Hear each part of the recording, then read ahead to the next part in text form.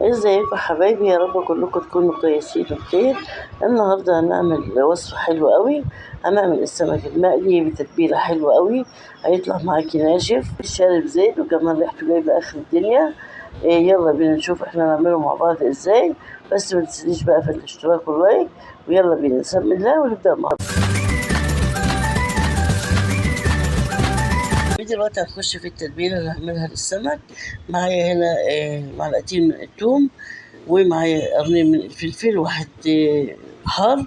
معايا معلقتين من الخل، معلقتين من الزيت، هنوصل ليمونتين. بالنسبة للبهارات ملح، كمون، شطة، كزبرة ناشفة. وهبتدي أضربه كله في التوم لغاية ما يتنعم. ودي تبقى التتبيلة الجميلة اللي احنا هنتبل بيها السمك بتاعنا. ده تعتمديه لأي سمك انت بتعمليه حتى لو مشوي. التتبيلة دي جميلة جدا، بتخلي طعم السمك حلو أوي. طيب السمك هنا عندنا متنضف وزي الفل بالشكل اللي انتوا شايفينه.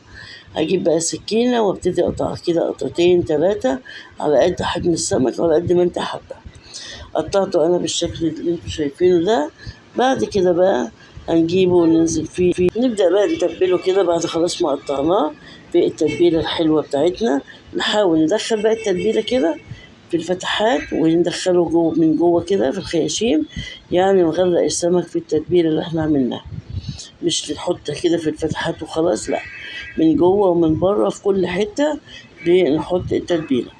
شايفين بالشكل ده كده على قد ما تقدري علشان اللحمة تتشرب بالتتبيلة. خلاص يا حبايبي احنا عملناه كله. وبعد كده هركنه بقى على جنب علشان يحيق، يعني هركنه بتاع ساعة. بعد كده بجيب طاسة على النار وأحط فيها شوية زيت حلوين. وبعد كده بقى عندي نص كوباية من الدقيق، لأن أنا مش عندي السمك مش كتير فمش هكتر دقيق.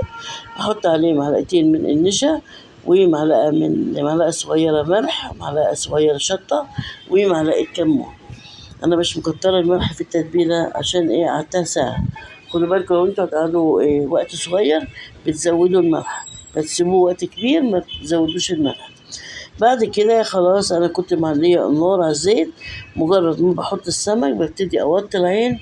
خدوا بالكم من الملحوظه دي عشان السمك ما يكونش عندنا ني، يستوي وياخد التحميره الحلوه دي. وببتدي مجرد ما اشوف السمكه من تحت خدت اللون الذهبي بقلبها على الناحيه التانية.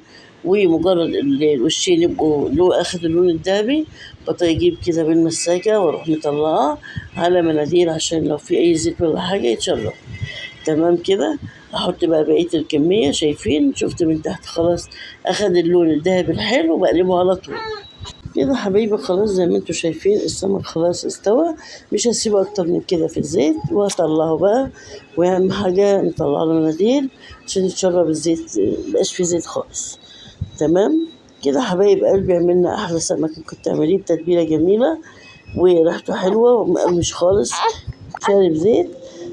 كده وصفتنا حبايب قلبي انتهت. اشوفكم بخير في وصفه جديده. الى اللقاء، باي باي.